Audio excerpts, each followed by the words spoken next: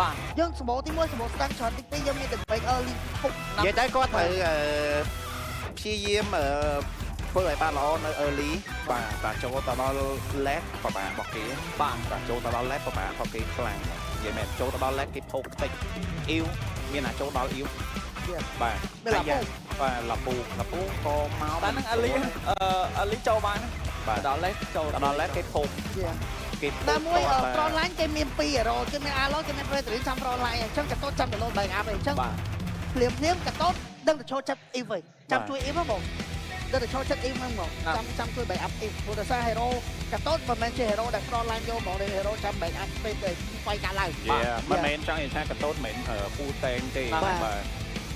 បាទចាំតាមកតង់បើសិនជាឲ្យគេវាយគឺចាំតា ultimate តែបើសិនជាគេវាយគ្នាគាត់គឺគាត់ ultimate cover បាទតែជាចឹងរូបភាពមួយទាំងពីរបាទ តែ timeline damage របស់ខាង team Galaxy Legion early ក៏គាត់មានdamage លេងដែរ early លេងបានដូចគ្នាតែបើសិនជា Sky Piercer របស់ Vicky ចាប់ដើមមាន stake ហើយរៀងធ្ងន់កតិចទេបាទចឹងឥឡូវយើងត្រឡប់មកវិញជាមួយនឹងការប្រកួតរបស់យើងក៏សូមស្វាគមន៍អ្នកទាំងអស់គ្នាជាមួយនឹងការប៉ះគ្នារវាង Galaxy Legend ជាមួយនឹង Dark Ride នៅក្នុងការប្រកួតវគ្គទី2កន្លែងហ្នឹងឯងថាចង់កែអត់កែទេកន្លែងហ្នឹងមែនមុននឹងទៀតបាទអរេនៅក្នុងប្រកួតនៅក្នុងវគ្គ2នេះក៏ពើមិនព្យាយាមកុំឲ្យចូលទៅដល់ late អសោះបាទ late មានអារម្មណ៍ថាពិបាកលេងហើយបាទពិបាកលេងផងGalaxy Legend ណាបាទចឹងឥឡូវការផ្លាស់ប្ដូរជាមួយនឹង Hero ចេញពី stick គាត់បានគីមីយកមកលេង early game នេះគ្នាបាទភ្លាម Shadow មានការបោះចេញពី Dark Side តែរីត្រៀតបានតែលេងមិញលឿនណារីទីផោកបានយកមកលេងជាមួយ Emblem ជាមួយនឹងadaptive attack ពី Vincent ហើយគាត់លេងជាមួយនឹង Insurance ណែភូមិត Hero ចេះ Signature Hero ហ្មងបាទក្លុកពេញទីក្រុងចាំអត់ Uranus Steel Lot បាទអូសាហាវ Uranus Steel Lot ហើយ Lot Steel Lot ពោវាបាញ់ Flame Shot Steel Lot បាទអូយញាក់សាច់ជើលួច Lot បាទនេះគឺជាចំណុចល្អរបស់គាត់បាទចឹងយើងក៏មក play ដូចគ្នាផងដែរជាមួយនឹង Infinite Note 50 series ជាមួយនឹងទូរស័ព្ទដៃដែលសម្រាប់ gamer យកហ្មងហើយល្បឿនសាកថ្មគឺលឿនខ្លាំងមែនទែនដល់ទៅ90 វ៉ាត់និងសាកអត់ខ្សែ30 វ៉ាត់ដូចគ្នាហើយជាមួយនឹងអេក្រង់គឺលឿន smooth យកតែមែនតែយកហ្មងជាមួយនឹងល្បឿនដល់ទៅ144 Hz ដូចគ្នាចឹងសម្រាប់player mobile ចឹងគឺត្រូវប៉ាន់ណាជាមួយនឹង Infinite បាទលេខសັດអែមស្រែហ្មងបាទអញ្ចឹងឥឡូវយើងបមកនៅក្នុងការប្រកួតរបស់យើងវិញបាទគឺបច្ចុប្បន្នការយើងអត់ទាន់បានឃើញទេហើយនៅក្នុងការប្រកួតមួយនេះយើងក៏មានឃើញការចូលទៅនេះដែរអាចនឹងឃើញវាយ team fight 5ស្មើនៅឯ total ទី1បាទគេតែគេមួយគាត់ថាលេងចឹងដែរបងហ្នឹងបាទមកឡើងវាយព្រមទៀតហើយដូច early game ជាមួយនឹងការចាយ flicker មួយប៉ុណ្ណាអត់បញ្ហាបាទអាយ៉ាបោកវាយវិញអាចនឹងមានបញ្ហាទៅលើ Louis Star ទេចាក់មួយចាក់ 2 final ស្លាប់មួយជាមួយនឹងការចាប់អពីរកទៅដាច់ជាមួយនឹង Dark Side លោក Post Blood ចូលទៅបោកបន្តខ្វះវាយជាមួយនឹងការបើកដោ PCK ធ្វើការចាប់បាន200ពីវត្តមានរបស់ Galaxy Legend ធ្ងន់ up Dark Side សល់ RT ទុកចោលយកហ្មងអត់បានពុះនោះទេ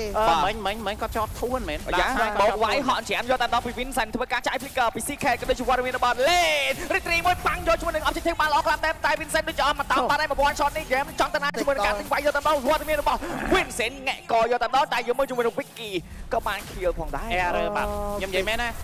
ការចូលមកវាយមិញគឺការវាយ3ទល់នឹង5បាទវាយ3ទល់នឹង5អត់មានជាមួយនឹង Dark Side អត់មានជាមួយនឹង Boom ហ្នឹងបាទការចូលមកនេះគឺជាការសម្រេចចិត្តប្រហែលជាការ communicate ប្រហែលជាមានការចោទខលមកព្រោះដោយសារមិញហ្នឹងគឺមាន Vincent នៅឡើងគាត់អាចគិតថាអាចនឹងវាយបានដើម្បីអូកាឡាដើម្បីចាំជាមួយនឹង Dark Side ហើយជាមួយនឹង Boom ធ្វើការ rotate មកវិញឬមួយក៏មិនប៉ុន្តែការសម្រេចចិត្តអំបញ្ញមិញគាត់ពេលដែលគាត់បាត់បង់ជាមួយនឹង2នាក់ហើយគាត់គួរតែប្រឡែងទៅឲ្យគេដែរបាទអញ្ចឹងការចូលមកវាយជាមួយនឹង3ទៅនឹង5នេះគឺធ្ងន់យកហ្មងបាទទាំង4 kill អស់ជាមួយនឹង total បាទអាលីងណាមួយមានវត្តមានរបស់ Dark Side ចាំ retreat ជាមួយនឹង total បងចូលទៅណាមួយ total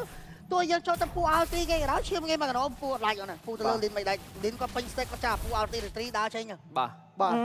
ខុស goal គ្នា1000បាត់ហើយបាទ Granger មួយលាពូខុសគ្នា1000បាត់ហើយបើគាត់លីន2000ហើយណាបងបាទមិនពី land ហើយបានមកគ្នាទៀតហ្នឹងហើយបាទធ្ងន់ដែរញៀប2700ទល់នឹង1000ដាច់1000នៅ early ច្រើនណាបាទមាន2 wave អត់គ្រប់ទេណាបង បាទអត់គ្រប់ទេ បាទចាឥឡូវភ្លាមបន្ទុកខៀលគឺ4ទល់នឹង0ទៀតហើយជាមួយនឹងការនាំមុខចេញពីខាង Galaxy Legend goal 2k goal បាទចាំមើលតាំងចិត្តឲ្យស្ងប់បាទមួយព្រោះដោយសារការប្រកួតនេះគឺសំខាន់ខ្លាំងមែនទែនសម្រាប់ដាករ៉ៃ e-sport បាទអញ្ចឹងនៅ early យើងក៏បានឃើញដែរដោយសារមានការវាយនៅមិញគឺការវាយមុន total យកហ្មងបាទយើងបានឃើញដែរជាមួយនឹងការចាយជាមួយនឹង flicker នៅក្នុងការ sale បាទប៉ុន្តែនៅតែមិញគាត់ព្យាយាមចូលបញ្ញុកចូលទៅវាយវិញបាទមិញបើសិនថាយើងមើល team fight នៅខាងក្រោមគឺ4 ទៅនឹង 4 ហ្មងហ្នឹងហើយ បាទតែព្យាយាមតាំងពីកម្មពីការប្រកួតទី1ហ៎បងខាង Galaxy Legend ណាគាត់តែងតែបុក ESP ឡើងរហូតហ្មងគាត់យក objective ហ្នឹងហើយបុកវាយលេនបុំ ហ្នឹងហើយបាទប៉ុន្តែបុំនៅក្នុងហ្គេមនេះគាត់បាន perform ទៅលើ Uranus រៀងតាន់បន្តិចមិនដូច U2 ទេ នេះបាទរូបភាពយ៉ាងបានឃើញបុំគាត់ព្យាយាមស៊ូន map ឲ្យ team របស់គាត់ដើម្បីមាន space នៅក្នុងការលេងបាទដើម្បីព្រោះដោយសារហើយយ៉ាវូសារបស់ Dark Side គាត់អាចចូលមកដូចបានទេគាត់ចាំតែបោះស្មៅដើម្បីចូលមក retreat បាទហើយតួនាទីនេះដែលបើ front line នៅខាងមុខនេះបុំគាត់ព្យាយាមបានធ្វើអីដែល team របស់គាត់ចង់បាននេះឥឡូវបាញ់អាទី1ពី stick ក៏ដូចជាកន្លែងនេះវត្តមានជួយនឹងការ retreat បានពី Dark Side ប៉ុន្តែបានជួយនឹងការអុកទៅដល់ viewer របស់ CK ធ្វើការដាក់ជួយនឹងវត្តមានរបស់ក្តាម goal 2 kill តែ2 kill ចូលទៅលើ Vicky អានេះយកបាន 3 kill ដែរទេជាមួយនឹង Vicky ញ៉ាំមកភ្លៀងចាយ flicker មួយពីវត្តមានរបស់ boom ផងដែរបាទទោះជាបានបោកជាមួយនឹង2 kill ក៏ពិតមែនប៉ុន្តែបាន trade ជាមួយនឹង total មួយបោះ shadow មួយជាមួយនឹងការកោររូបភ្លៀងយកទៅដល់កោចំកណ្ដិនសាជាប់មកសើម្ដាយលូត passive មកវិញប៉ុន្តែនៅស្លាប់ហើយទៅគ្នាជាមួយនឹងវត្តមានរបស់ដាក់សាយធ្វើការចាប់ទួនមួយបងអត់មាន flicker ទេជាមួយនឹងការយកបាន mega kill ពី Vicky បន្ថែមទៀតបាត់ហើយ Vicky បានមាញ់ដូចជា30 40 stake បាត់ហើយនេះអត់ទេឥឡូវសំខាន់គាត់ពាក់ហ្នឹងគាត់ពាក់អីគេមុន Sky Pizza មុនទេ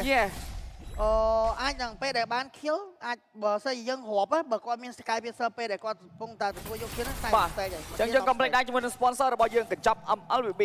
បានពេជ្ររហូតដល់235ពេជ្រនិងលេង Mobile Legends តាមសប្បាយតែម្ដងរបៀបជាប់អ្នកទាំងអស់គ្នាចំណាយត្រឹមតែ$9ក្នុងរយៈពេល1ខែគ្រាន់តែចុចផ្កាយ1686ផ្កាយលេខ2ត្រង់ជ្រុករួចរាល់ជាការស្រេចចូល Sky Piercer for team បាទ Vicky មានហើយបាទ Vicky មានណា40 stake បាត់ទេបងហ្នឹងហើយបាទពុំបុប unstoppable ពី Vicky តបលេងជាប់ហើយបាទតបក្រែងចាលេងជាប់ហើយបាទ5-0នៅក្នុងដៃ Sky Piercer បើមិនដូចជា40ទៅ40ទេបានមួយ kill ហើយទៅ load មក Sky Piercer ឥឡូវគាត់បាន kill ឥឡូវ5គាត់បាន40អញ្ចឹង40ហើយបាទនៅ early game បាទត្រឹម6នាទីកន្លះ40 stack ច្រើនណាស់ហ្នឹងហើយបាទគាត់ចេញបានពី item កន្លះហ្នឹងណាបាទបាទតាហាន់ដល់ស្រ័យមកគ្រាប់ទៀតរៀងបាទប៉ុន្តែចាំមើលព្រោះដោយសារការ set up នៅក្នុង total មិញចេញពីខាង Dark Side ក៏យើងបានឃើញគាត់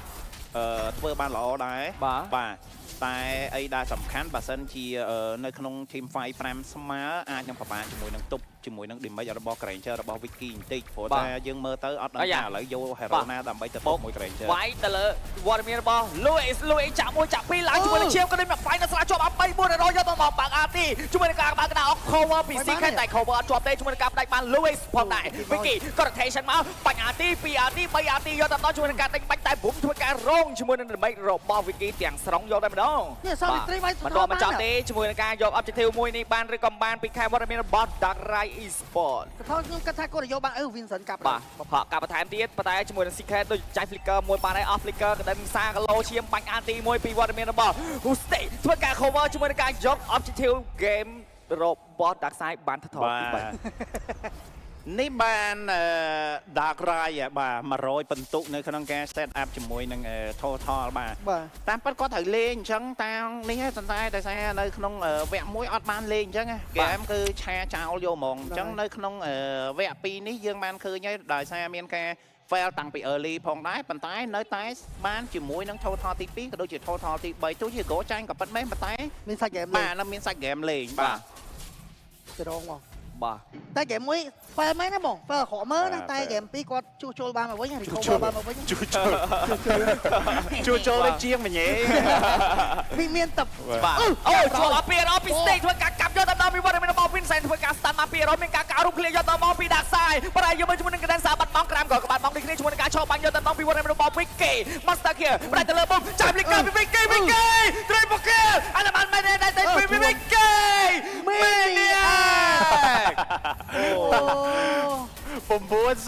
80 stack ពេញបបបាទអូយ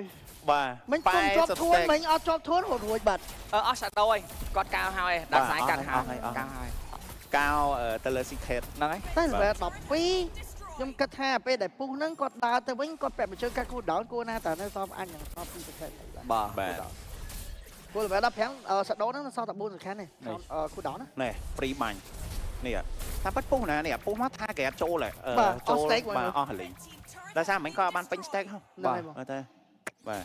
ភ្លេចចូលទៅវាយយកហ្មង aggressive play ចេញពី wiki តែម្ដងបាទម៉ាក់ load sky pizza បាទ 9-0 លុយសតមួយស្នែបាត់ហើយបង បាទ Vincent ទប់លេងជាប់ហើយណាលពូបាទខកច្រាមទៅលើ Louis ហានីភ័យឡើយពី Vincent ធ្វើការកាត់ស្តាំងមួយជាប់ជាមួយនឹង Stan យកតែម្ដងពីវត្តមានរបស់ Stick បាក់អាទីបាយនៅស្លាស្បាពីដល់ជាមួយនឹងការចាក់ឡើងជាមកកកក៏តែម្ដង Louis ធ្វើការបាក់ដាក់អស់ពីវត្តមានរបស់ Secret ធ្វើការផ្ដាច់ជាមួយនឹង Stick ដូចគ្នាផងដែរ អឡតតាហាគេ បាទ បាទ mechanic skill ដល់ត លុយល្អ បាទ បាទចាក់1ចាក់2បើកជាមួយនឹង skill ទី2ពី Secret ដើម្បី annoy ឲ្យ slow ជើង ទោះមិញក្រោយដាក់រ៉ៃយើងទទួលស្គាល់ថាត្រាគាត់ចង់ឲ្យexperience land ធំណាគុំជើងលូអ៊ីតែគេគ្រាន់ចោះជួយ early តែតិចឯណាតែលូអ៊ីគាត់ប៉ះ clear គាត់ចូល rotate ចូលទី5រហូតយក បាទ ណាមួយទាំងពីរវគ្គហ្មងមិនថាវគ្គ1មួយវគ្គ2គេជោគជ័យអាការ rotation ទៅ experience land ហ្នឹងទាំងពីរហ្មង បាទឥឡូវមានការចូលទៅលួច orange បើបន្ថែមទៀតបុកបើក map ក៏ដូចជាបាញ់អានទីពី stick បន្ថែមទៀតតែអត់ចំទេការ retrieve Yusan ពី Lin ក៏បានយកជាមួយនឹង orange បើដូចគ្នាផងដែរបាទទៅដល់ធួនបបោមបានមានបញ្ហាដែរទេមកចាយ flicker រត់លឿនឆ្កើតយកតែម្ដងអាទីឲ្យ flicker ទៀតព្រោះថាអីមកពីក្រោយជួយនឹងការលេងយកតែម្ដងពី wiki អត់មានបញ្ហាដែរទេមកការរូបគ្នាពីដាក់ខ្សែធ្វើការដាច់ជាមួយនឹង wiki បាត់ហើយចាក់1ចាក់2 Louis ធ្វើការចាប់ជាមួយនឹង stick ជាមួយនឹងការផ្ដាច់បាន stick មកវិញដូចគ្នាពីវត្តមានរបស់ Galaxy Legend មិនទាន់ទៅណាទេធ្វើការបើកមុខពី Louis អត់មានមក final slash ទៀតដែរទេអត់ទាន់មានការបោះវាយទេដាច់តែ wiki ហើយនឹង stick តែប៉ុណ្ណោះយកបាន wiki ចំណេញណាសតដោនគឺដាក់ខ្សែ បាទចាំភ្លាមបើក map final slash មួយជាមួយនឹងការដកថយមកវិញយកផផបពី Dark Side បាទបន្ទាប់មកចប់បើក special មួយពី Cadenza ធ្វើការ cover ឲ្យ Lin គាត់មានឈាមក្នុងការលេង team fight យក T2 នៅផ្លូវ midlane ប៉ុណ្ណេះបាទគាត់មិញល្អបងណោះមកពី back line មិញបាទដាក់ conceal មួយ flick lock បានទៅលើ wiki បាទបានមកសាត់ដោនហ្នឹងក៏រៀងក្រាន់ដែររៀងធូរសហុយបាទបាទធូរសហុយបាទបាទរសជាតិផ្អែមជាប់មាត់ហ្នឹងបាទធូរសហុយអូមកក្រោយបាទទៅដល់មកវាយយកតែម្ដងពី Cadenza ធ្វើការធួនតែអត់ចំទេបាញ់ RT យកតែម្ដងពី stick ជាប់បាន2រតែបាញ់ Lin ហើយនឹង Cadenza ដូចជាមិនសូវឈឺទេពី stick ចាយ flicker មួយពី Louis ធ្វើការដកថយមកវិញដូចគ្នាចូលអាយ៉ាញោះទៅទៀត3ទៀតអីយ៉ាទៀតបាយឡាស្លាចាក់1ចាក់2ឡើងឈាមបានឬក៏បានមកការហកកាប់យកតែម្ដងអាតម៉ាតពី Cadenza ធ្វើការ cover បណ្ដាលឡើងឈាមបានឬក៏បានលុយនៅតែបន្តតែការបណ្ដាច់យកតែម្ដងពី stick ធ្វើការបាញ់វត្តមាន stick បាត់បង់ដូចគ្នាពី wiki បាញ់1បាញ់2 double kill យកតែម្ដងពី wiki អូយមិនប៉ិតទេអូយមិនប៉ិតទេលោកអឡតនេះមិនសាយកហ្មងអូយបាទយើងក៏មិនលេចដែរជាមួយនឹង Legend Cinema បើសិនជាអ្នកនរគ្នាចង់ទស្សនាជាមួយនឹងភាពយន្តបាទតោះទី3បាទចង់ទស្សនាជាមួយនឹងភាពយន្តល្បីក៏ដូចជាកន្លែងដែលមានផាសុខភាពបាទហើយបើសិនជាអ្នកទាំងអស់គ្នាជាពិសេសដែលចង់មកទស្សនាជាមួយនឹងការប្រកួត MPL របស់យើងនឹងមានការបញ្ចុះតម្លៃគ្រប់ប្រភេទសម្បត្តិទាំងអស់បាទចំនួន 10% ផងដែរបាទចឹងអាតម៉ែតបាត់ទេចាំមិញផ្លូវមីឡែនយកបានមិញខ្ញុំគិតថាគាត់ដាច់មុនហើយប៉ុន្តែការដាច់ផគាត់ trade បានជាមួយនឹងសមាជិករបស់ខាង Dark Rai Esport បានមួយដែរបាទអញ្ចឹងក៏មិនសូវជាខាតដែរបាទណាមួយគាត់ off flicker បាទ off flicker មិញ delay បានជួនមកខាបបោកឆោតមួយនេះធ្វើឲ្យគ្នាគាត់ rotate មកទាន់បាទអូយអត់ទេអាឡតនេះលេងប្រហែលបងដែរបាទអញ្ចឹងឲ្យថាឥឡូវយើងក៏លេខទៅមើលជាមួយនឹង Wiki 12000បាទ full item យកតែម្ដងបាទ Sky Fisher Hunter Strike បាទ BOD Silver Bird បាទ Flick Roll បាទ full item បាទតែងជាមួយនឹងស្បែកជើង Moment Speed យកតែម្ដងបាទដល់កតែយើងមកទៅមើលទៅក៏លេខទៅមើល Louis item ដែលជំនួយឡើងឈាមរបស់គាត់មានតែ Oracle ណាបាទហើយជាមួយនឹង emblem របស់គាត់គឺ emblem fighter បាទ spell web បាទផ្លេងឡតចូលបានទេប៊ូមយ៉ាត់លងខ្លួនចូលទៅដល់មានការកាក់មុខពីវត្តមានរបស់ Louis ចាយ flicker off flicker ទៀតហើយពីប៊ូមតែមួយប៊ូមគាត់ត្រូវតែធ្វើចឹងឯងព្រោះតែសារ៉ូគាត់ front line បើគាត់អត់បើក map ទេគ្នាគាត់អត់មានលេងទេគាត់ធ្វើអស់ពីសមត្ថភាពរបស់គាត់ឯងបាទ vậy đó khủ đạp bên ấy có thơ bên nào ណាំ thơ ó hay បាទ yes គាត់នៅតែអាចដកថយបានហ្នឹងគឺជារឿងមួយដ៏ល្អដែរ អឺ បាត់បង់គាត់ហ្នឹងបានធ្ងន់ thun អីដែលបញ្ហាឥឡូវបើយើងមើលទៅខាង Dark Ride Esport គាត់ពងតែប្របាក់លេងណាមួយដែលមិនរបស់Vicky គាត់មានច្រើនពេកអូ Vicky លក់ស្បែកជើងចោលបាត់ហើយ បាទ បាទ អូលក់ បាទលក់ស្បែកជើងឲ្យចេញទិញ Winner Nature មិនឡាសាយថា Winner Nature តុបជាមួយនឹងបដាកសាយ បាទ បាទ thun ập បាទចាប់ផ្ដើមហើយឥឡូវពិបាកចូលដល់Vicky មួយ Secret បាទមកដល់ហើយតាគួរ បាទអញ្ចឹងឥឡូវឡតនៅផ្លូវ mid lane ជាមួយនឹង lob មួយនេះ T3 បាត់បង់ហើយកាត់ទៅលើ hero យកតែម្ដងទៅលើ boom ធ្វើការ cover ជាមួយនឹងការឲ្យ lob វាយ free យកតែម្ដងតែយើងមើលជាមួយនឹង T3 នៅខាងផ្លូវ top lane ហត់ឆ្នាំយកតែម្ដងពី Vincent ធ្វើការកាត់ទៅលើ link តែកាប់ link អត់ដកថយទេជាមួយនឹងការបើកដក PC កែជាប់បាត់ Pero ធ្វើការលុបអាចទេចូលតែលុកខ្លួនហើយពី Cadenza អាយ៉ាតែជាងឃើញ hype ពេកជាមួយនឹង Cadenza បាត់មកជាមួយនឹងការបើកដកយកតែម្ដង PC កែមក final slam មួយពីវត្តមានរបស់ Louis ចាក់មួយចាក់ពីរជាមួយនឹង killing spree បានទៅលើវត្តមានរបស់ Vicky វត្តមកជាមួយ Vicky បាញ់ចូលបាញ់ឡើងដល់ kill អត់យកតែបាញ់បានទេបាញ់ទៀតបាត់ទៀតជាមួយនឹងការ Solar Smash នៃពី Vincent wipe out មានអេម្ដងទៀតហើយពី Vicky ក៏ដូចជាជ័យជំនះក្នុងការប្រកួត game ទី2 Louis steal សាវែកទៅលើ Galaxy